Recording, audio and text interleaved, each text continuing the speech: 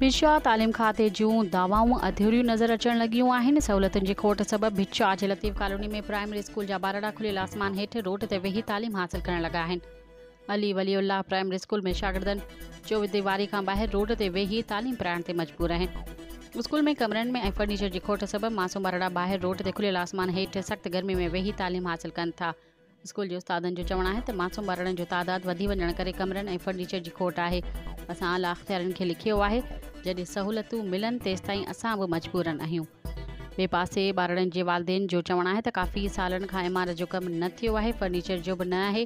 मासूम ॿारड़ा मजबूरीअ विचां रोड ते वेठल आहिनि। तालीम खाते जो स्कूल तरफ़ को बि ध्यानु न आहे।